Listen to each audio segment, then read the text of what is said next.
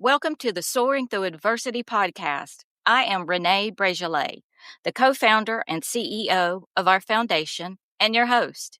Each month, we amplify the often unheard voices of individuals with intellectual, developmental, and physical disabilities, as well as those who support them. Voices filled with resilience, wisdom, and unstoppable strength. Through raw, real conversations, you'll hear how they rise above challenges, defy expectations, and discover purpose. These are the stories of people living victoriously beyond limitations. If you're ready to be inspired, to shift your perspective, and to champion true inclusion, you're in the right place. This isn't just a podcast, it's a movement. We are here to define what's possible, one story at a time. Charles Mobley is an emeritus faculty member of the Engineering College at the University of North Carolina in Charlotte. Upon graduation from Mississippi State University, he was employed in industry for 6 years, after which he completed a master's degree in industrial engineering and began a 34-year career at UNC Charlotte in North Carolina. In spite of the residual paralysis due to polio, Charles has lived a fully active and productive life and has 2 children, Charles and Janet. He is now enjoying retirement, and his present wife of 30 years, Sharon, both reside in North Carolina. Charles was born in Aberdeen, Mississippi, to a couple of modest means. They lived in a small, unpainted wooden-framed house without electricity, telephone, or indoor plumbing until he was 5 years old. When Charles was 11, he contracted the polio virus. This was the end of innocence and the beginning of a life filled with obstacles and challenges. His book, Once I Could Run, was written to raise awareness of polio, its lifelong effects, and the need for vigilance to guard against re-emersion of the polio virus. He hopes his book encourages those facing challenges or difficulties and inspires them to achieve their goals. So welcome. I understand that you allow your friends, Mr. Mobley, to call you Mr. Charles. May I call you Mr. Charles? You could do that. Yeah. Mr. Charles. Close friends call me Chuck. Yeah. And either one, fine. Okay. I understand from reading your bio that you are from very meager beginnings. I went from the trailer park to the country club, and it only took me 50 years. Yes. But I had plumbing. So tell me about your childhood. Yeah, plumbing. Yeah. Well, we didn't have plumbing to start off with. It was strictly almost like a frontier homes without anything but wood stove and a fireplace and a well. You went out in the yard and pulled the water up out of the well in a bucket, and that was the way we lived at that time. Later on, when I was about 6, we moved to another place and had an outdoor pump where you pump water from the pump. And then right after that, we moved into town and got electricity and water and indoor plumbing. So it became better. So you really did move uptown. Oh, yes, we did. So you really did move uptown. Yeah, we did. We moved to town. Yeah. And we lived there about probably 2 or 3 years and moved out in the country where I consider I really grew up as a boy from the time I was about 7 till about 11. And 11 is when I got polio and all it stopped as a carefree life. I want to back up for a second. Yes. I want to back up for a second because I loved your book, Once I Could Run. Well, thank you. Well, I loved it, and I loved reading about Bob, the pinto horse that you would ride bareback. Yes. I love that part. Tell me about your childhood from your adventures that you had on that farm you just mentioned. Tell the listeners something about that because it was absolutely amazing, the stories that you painted in your book. I had a few chores. I had to round up the cows when we had to milk them. I had to feed the chickens. I had to put the hay down out of the barn, break it up so they could eat hay. I had regular tasks. I would help my dad whenever I could. I couldn't. I was too. I was too little to plow.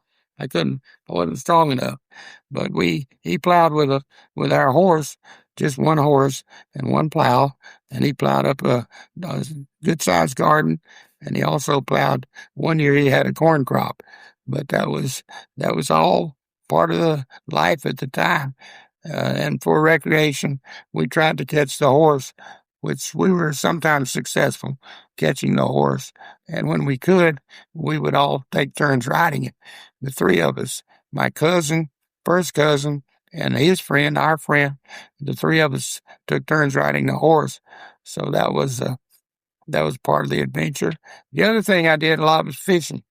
We had a fishing pond on the place, and it was about maybe 2 acres, and I would go over there nearly every day in the good weather and go fishing with a cane pole, catching brim and bass and perch in the pond. So I was carefree. I could tell that. You painted a picture in your book of what I wish children had the opportunity to do today instead of being on their phones and being on their computers and their games. I mean, the picture that you painted was amazing from the standpoint of a carefree childhood. Yes, right. But what happened? What happened on September 6, 1952? Well, at that time, polio virus was in my body. It was taking its time with destroying nerve cells. So on September 6th, I walked the last time. The doctor had me get out of bed, walk to the other side of the room, and walk back. When I walked to the other side of the room and turned to come back, my leg gave way on me, and they had to help me back to bed. So that was the last time I walked, September 6, 1952. So that was it. That was the end of my carefree childhood. And from there, it was off to Memphis to the big hospital there.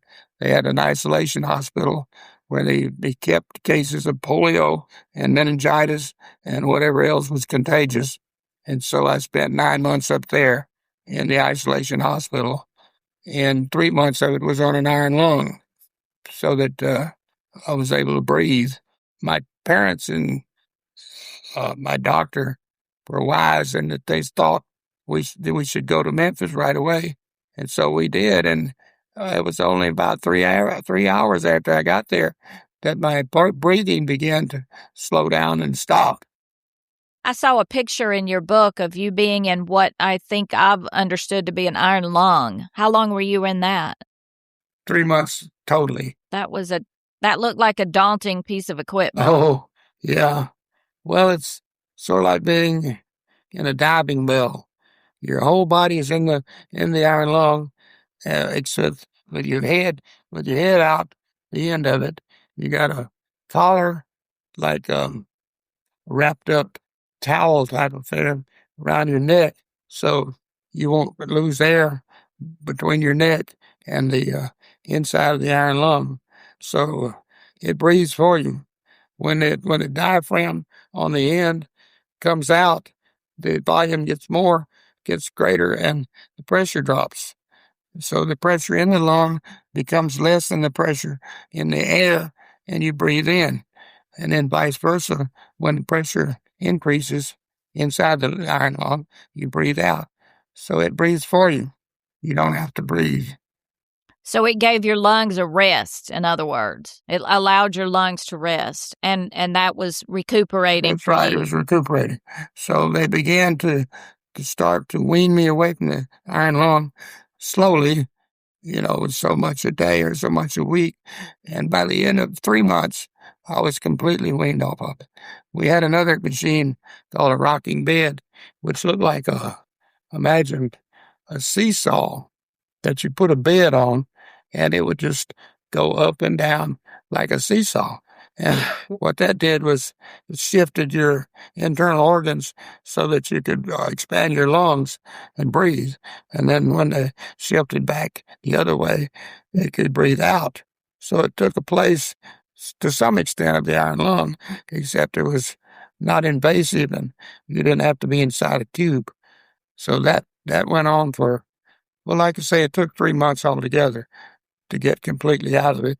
And then once I did that, I had to go through the beginning of rehabilitation, where they stood me up and see how I would respond, and had to loosen me up, because if you've been contained or if you've been lying down for weeks, you don't have any strength left. Your strength leaves you, even if you're normal. If you put a cast on your leg and leave it on for 6 weeks, when you take the cast off, your leg is going to be weak, may not be able to stand up. So that's what the rehabilitation. Absolutely. Yeah. How long were you in the rehabilitation portion? For 9 months altogether. At Memphis, I was there 9 months. Right. Then I came home for 3 months and went to Warm Springs Foundation in Georgia, and I was there for 9 months. So in a 21-month period, I was at home 3 months and away from home 18 months. What kept you going during that time? Well, I guess hope, prayer, faith, and my parents. And at Warm Springs, it was a positive place where they did not speak in terms of what you couldn't do.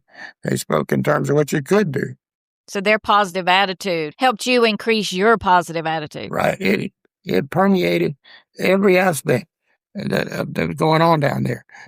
They would not tolerate talking in a depressed manner or being not optimistic or whatever. They said you do what you can, and they pushed you all the time, pushed you every day. We had to go somewhere every day. We went to physical therapy, and we went to water therapy and an indoor swimming pool. We went to a walking practice court. We went to occupational therapy. We went to psychological testing. So we did something every day. It was almost like working. So they were there. They were there to give you the help that you needed. They never gave up. It was the premier place in the world. We had people there. I had a roommate from Brazil. The Soaring Through Adversity podcast is presented by Victory in Time. Victory in Time's mission is to help executives, leaders, and business owners excel in their faith, lives, and work. Through speaking engagements, one-on-one mentoring, and our mastermind groups, known as Victory Circles, Victory in Time wants to help you become the best leader you can be. Find out more at victoryintime.com. Also, don't forget to pick up your copy of the Soaring Through Adversity book, Life Lessons to Lead Triumph and Rise Above. All net proceeds from sales of the Soaring Through Adversity book benefit Victory Advantage. Tell me about your school days. How was it like being in school? Did you go to a special school or a regular I went school? to an ordinary school, the regular high school, and the only difference was I went half a day. So I went there in the morning at time for school to turn in at 8 o'clock. And then I went till 12 o'clock at noon. And then I went home for the afternoon.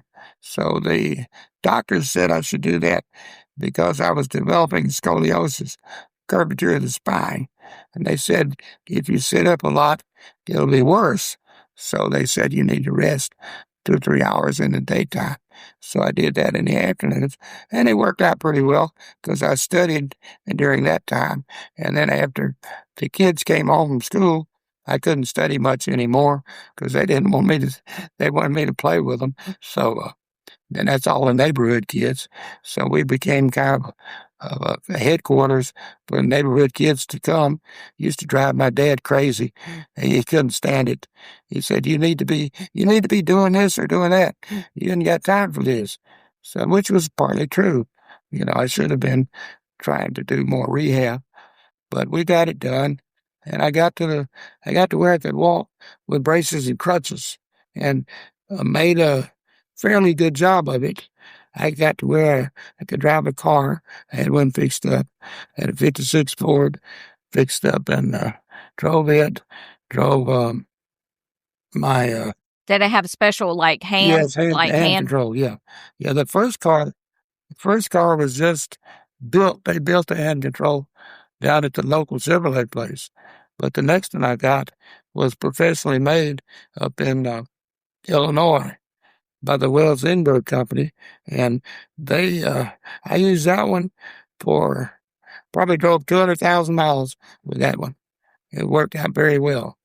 Yeah, I drove to Dallas, Texas, Daytona, Florida, Nashville, Tennessee, Atlanta, Georgia. So it didn't stop me from driving. I drove all right. And I did. Yes, it helped me. It helped me tremendously. That gave you a sense of independence. Oh, absolutely. I can't tell you. It's just really, really a huge deal to being able to drive. It frees you. And when you were in that car, I'm sure you felt very normal. Yes, very normal. Yeah. Looked normal, acted normal, parking spaces and, fussed at people for parking in them and all that sort of thing. That happens way too much, doesn't it? Yeah, I know they think I'll only be there a few minutes. I'll be right back. So, but during that time, you show up and you need a parking place. So you have to wait for them or look for another place. And you also need a lot of times the one that is for a lot of people with disabilities and wheelchairs, they have the accessibility that they need for when they pull into the parking place. So it's I've learned if it says van accessible, you shouldn't park there. I have a handicap sticker from issues that I've had, but I don't park there. I don't park. If I have a place, I don't park in the handicap place. Takes it away from somebody. I don't want to take it away. I have parked behind people who parked in the place. I would park behind them and just sit there, wait for them to come. What do you say to them when they come out? Specifically, at the engineering building, they had a designated parking place for me right at the back of the building. And I came there one day, and a service guy who was servicing the copy machine had parked his truck there. So I called the number on the truck. It said, if you have trouble, call this number. So I called the number. And about 5 minutes later, he comes down to his truck, and he looks all around. And I heard him say, I don't see anybody up here. I don't see a handicapped person. And then I said to him, I was sitting right over here looking at you right now.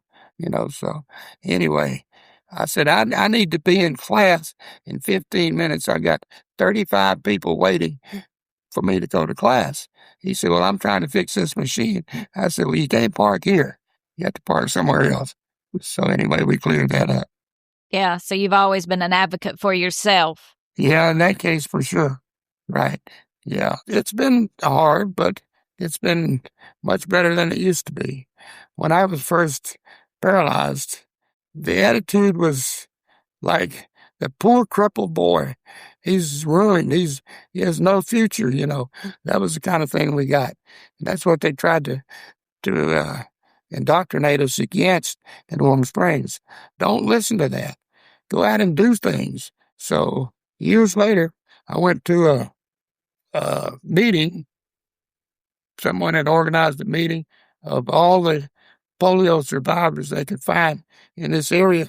We had about probably 40 people there, and they asked a question, how many of you people have graduated from college? And almost 100% had. They were all handicapped. They were all polio survivors, almost 100%. How many have an advanced degree? And a good number held their hands up. So they went to college and got their degrees, and had a career. They did something. And that was what they taught you at Warm Springs. Don't settle for this.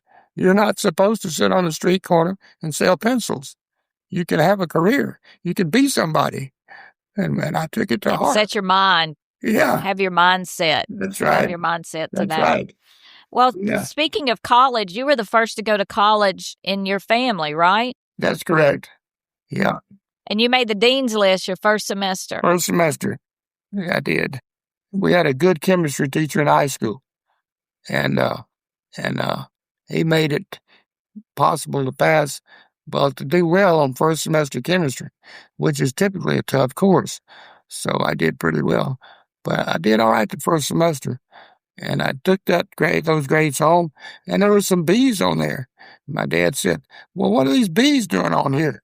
You should have A's." It kind of disappointed me. But he said, "I could pass anything they got down there." I said, "Well, I'd love for you to try. I just love to see you There you try." go. Yeah, right. So anyhow, he wanted me to be an accountant. Yes. Yes, I was I going to did. ask you about that. Why? Oh, he thought it was more suited for my condition, and it probably was. It probably was. The problem was I couldn't stand accounting. It was so boring, incredibly boring. You know, uh, I had bookkeeping in high school, and that told me what it's about. So that was all I wanted. And then I went to college. He wanted me to major in accounting. That meant I'd be taking multiple accounting courses all the whole 4 years. Where did your burning desire come from to be an engineer? Oh, I think I was always curious. I used to take the wheels off my little red wagon and put oil on the axle and put the wheels back on, So I was servicing the little red wagon, and then I found I got a clock one time, a wind-up alarm clock, and I took it apart. And of course, that was a mistake. I didn't realize that you can't get that spring back in there. You have to have a tool. But you tried. Yeah, I did. Oh, I tried. Yeah, it's impossible. You also built a 6-foot glider. Tell us about Yes. that.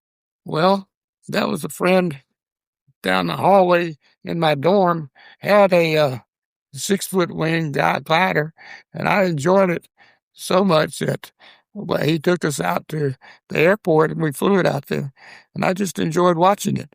It was amazing. You towed it up on a tow line, and when it got about 100 feet high, it would come off the tow line and glide, and you could get a couple of minutes of flight.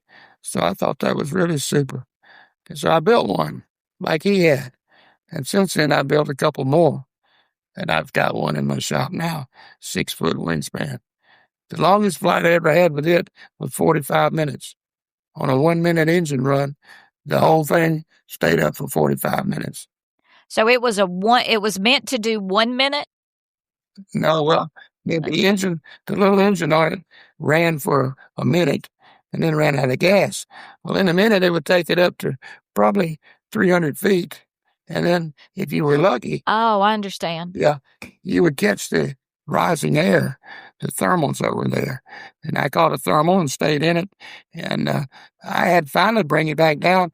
I was worried about the radio batteries running out of electricity after 45 minutes, but I had a real good flight. We've talked a lot about engineering, but you held quite a few different positions throughout your life in the earlier days. What were a few of those? Well, my first job was in an apparel company called Guerin Incorporated. They made shirts, men's and boys' shirts, and men's and boys' pants. And so I was put in charge of the material division, which my job was to try to reduce the scrap that we wound up with. So we had to figure out how to make a pattern or a series of patterns and put them in place on a table with a long piece of roll of paper. Usually it'd be about 15 feet or 15 yards long, and that would be the number of pieces you need to make however many shirts you're making. So one layer of cloth, you might be getting 36 shirts, and then we just laid more layers. So you would lay maybe, I've seen as many as 600 layers in one spread, and then you cut them all at the same time. So it's a mass production operation. I was in that for about 4 years, and we managed to we saved in the order of about $10,000 a week from material costs by reducing the scrap. That's amazing. Oh, Yeah. so that was an exciting job for you. Yeah. But it had no advancement. I was at the top of the ranks. That was as high as I could go. I didn't want to be a chief engineer because they traveled all the time. So I just decided to try another field. So I tried it, wound up back in the garment industry in South Carolina for another 2 years. And then after that, I went back to college, got a graduate degree, industrial engineering, master's degree. And from there, I was able to get offered a teaching position at UNC Charlotte. And from there, I spent the rest of my time teaching engineering. So I enjoyed it thoroughly. It was a good career. Did real well for me. What were some of the most memorable highlights when you were teaching? Well, the students, I had different personalities of students. I remember one case. There was a young man in the first year of his classes, and his name was Quisenberry. That was his last name, Quisenberry. I said, that's an unusual name. I said, I had a man named that years ago. He said, yeah, that was my father. So. Oh, wow. Small world. I was teaching his son. So that was cool. Yeah, so, but my reputation had spread that far that he wanted to send his son there where he went to school. And I had another guy. I had a lot of international students. I had students from Lebanon, Iraq, Kuwait, Africa, different countries. I had Thailand. I had a man from Thailand. His name was Nani Nanakornpanam. Maki Nanakornpanam. Easy for you to say. I said, yeah. And I had a man from Africa named Chibuzo Anukwafo. That was his name. Speaking of names, you wrote in your book that the biggest thrill you'd ever experienced was to see your name on the door. Oh, yeah. That was wonderful. Walk down the hallway. The first weekend we were here, we had moved up from Mississippi, and I wanted to go see where my office was. So we went out there one Sunday afternoon and walked down the hall, and there on the door was my name. I had a name tag on the door. My office, my own office. I was thrilled. Just my wife was with me and my 2 kids, and we just all rejoiced.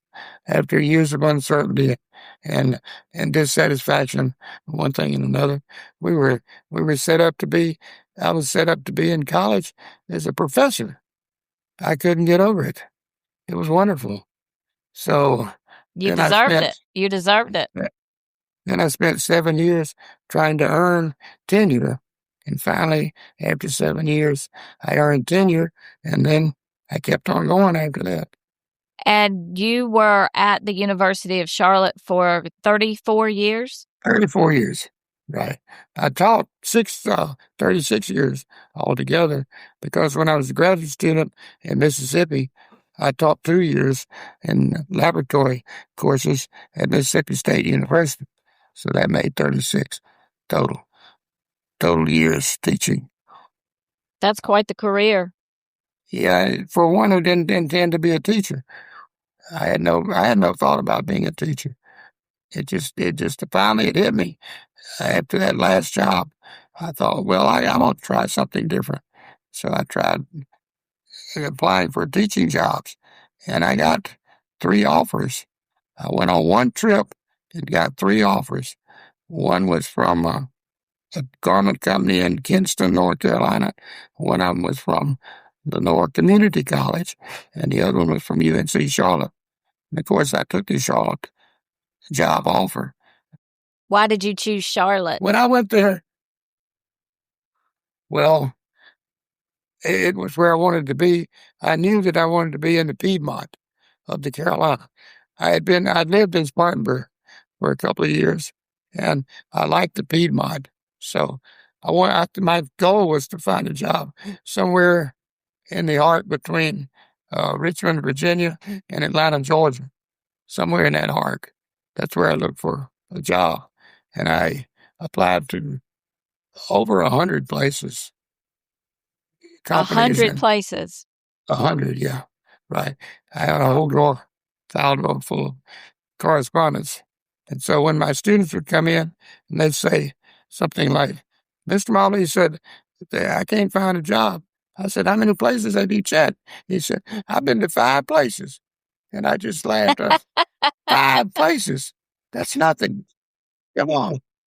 You got to be more persistent than that.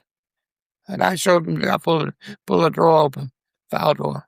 I said, when you fill a drawer like this, then you can come and say, you can't find a job. You wrote on page 140 that you drove home every day feeling so grateful to have a job. It gave you a sense of validation and self-worth. Yes, absolutely. Absolutely. It's who you are. And I would get respect. And I tell people, they say, what do you do? I said, I teach at UNC Charlotte. And you can tell right away. Oh, they respect that. It's a good thing. You earned that respect. You earned that respect. You worked hard. Yes, I did. I did work hard. You need to, this story is going to be good for the young listeners to hear about your wherewithal to apply for 100 jobs at that given moment in your life. And you got your dream job from that. I sure did. Kept trying till I got it. I went to Atlanta twice, had an interview over there in one of those high-rise buildings at the Regency Hyatt place. And then I went to Nashville. I went to Dallas. I went to Orlando. Let me tell you about going to Orlando. I got a job interview there. Went down there on a Sunday afternoon. Got there Monday morning, and the personnel manager of the company came in the waiting room. There were about 5 of us there. He said, you probably saw the TV last night. They just made an agreement, the SALT agreement, strategic arms limitation talks. He said, the project that we were going to hire you for has been canceled because of the treaty. So here you go to buy the office. We'll give you a taxi to the airport, get the taxi for you. So that was the end of that. That was a quick interview. Yeah, it's a quick interview. Yeah, your interviews have all been canceled. So all 5 of us left. But so anyway, and the one time I answered a blind ad in the newspaper, said wanted a person with these characteristics. So I answered it. I phoned the answer. And so they told me after talking a little while, they said, we're conducting a series of interviews and we'll let you know in a week. So in a week, they called back and they said, you've been one of the ones selected. And we want you to go to Atlanta and interview over there. So I drove over there, went through the interview. And when I left, they said, in a week, we'll call you and let you know if you made the cut. So in a week, they called and said, you've been invited to Nashville, to the factory. So we drove up there, went to the interview there. And after it was over, he said, we'll let you know in a week whether you got the job or not. And this is all true. It's all true. So go home, and finally the phone rings. He said, well, you were one of the last 3. There were 3 left when you weren't selected. So I made it to the top 3 in that whole process. So I didn't get the job, which was probably good because it wouldn't have been a good fit. So that's the kind of thing I went through. So they come to me complaining. They've been 5 companies. They didn't get a job. Said, So you're like, if I can do it, you can do it too. Yes. Yeah. And I think I inspired some of them. I really do. A few said to me that I had, but others didn't say anything, but I bet they did. Sharon and I have kind of a little private joke. There's a movie called The Outlaw Josie Wales with Clint Eastwood. Have you ever seen that movie? The Outlaw Josie Wales? Yes, I love that movie. I love that movie. Oh, I love it. And the part in there, the chief, the Indian chief, Chief Dan George, he said, we were invited to the White House.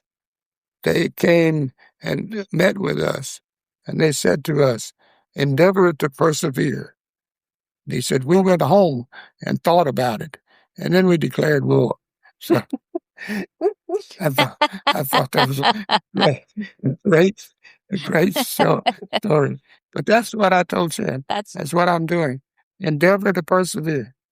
Just persevere. There you go. You know, keep So is plugging that the away at it. advice you would give somebody? What advice would you Yes. give others that has a passion for a certain career goal or life goal even? Well, I think you have to fix your focus on what your goal is and keep pushing at it. Keep trying. There was one young man. He came to me one day. He said he was going to drop out of the program. I said, why you do that for? He said, I'm going to fail calculus. I said, well, don't let that bother you. Take it over. You know, you can pass it the next time. And so he took my advice. He stayed in school. He took the course over. He passed it. He got his graduate diploma, and he went to work and became a supervisor at the factory where he started working. So he was up in the management ranks after about 3 years and started meeting with us in Industrial Advisory Board. And so this is a guy that was going to quit. I told him, don't quit. Mr. Charles, if it hadn't have been for you, he might have. You changed the trajectory of his career. Oh, yes. Right. Exactly. But he took my advice, and it worked for him. It doesn't sound like you faced a lot of challenges throughout your life, but if you had to mention a few, what would be the key challenges that you faced throughout your life? I think physical boundaries, physical challenges, getting up and down stairs, up and down curbs, getting into and out of buildings, getting into and out of a bathroom. That's a part you never hear about. That many of these older buildings, they didn't even build the bathrooms where you could put a wheelchair in them. You couldn't get in the door, so you're excluded automatically. So it was very difficult to make a go of it. I remember, see, what I had to do is I had to go, before class in the morning, I'd go to the bathroom, and I'd had to wait until I got out of class at noon or whenever it was to go to the bathroom again. So one time, a fellow that was in my dorm was supposed to come pick me up after psychology class. And so I was sitting there waiting, and he didn't show up. And I needed to go to the bathroom, and there was nothing I could do. So finally, he came rushing up. He said, I forgot to pick you up. He said, I was at the dorm, and somebody said, let's go eat lunch. And he thought, wait a minute, where's Chuck? And then he thought, oh my gosh, I left him in the building over there. So that happened one time. But that's what you face. Fortunately now because of the ADA, they changed all that. And any new building is usually pretty accessible. It's been a great boon, great benefit for me and all people like that. But you faced so many challenges when you were in school, in college, that you wrote in your book about how you would have 6 people carry you up the stairs in your wheelchair. Yeah, we need at least 4. 2 on the side in front, 2 on the side and back. Yeah, that's true. You needed help. You needed help from the community to make your college degree possible. Students on the way to class, they're going where I'm going, so they just grab hold. Some of them just would grab hold and lift and go. They'd seen it done before. They knew what to do. So that worked over and over.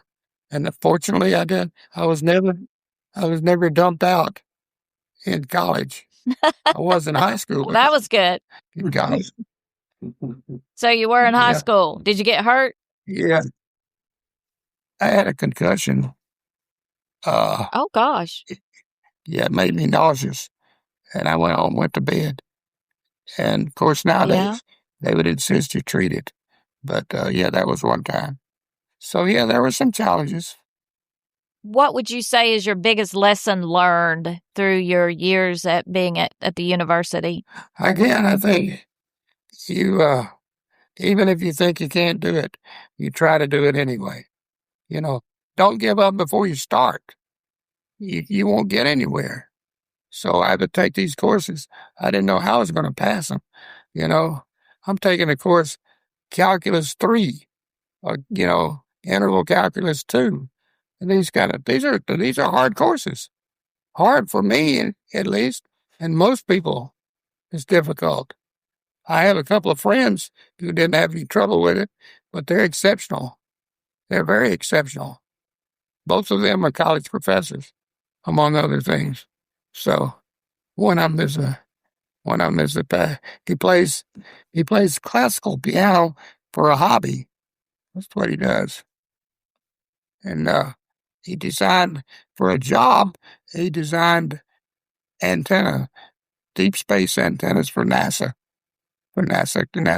space operations. So he's a pretty sharp cook. But it's not easy for me.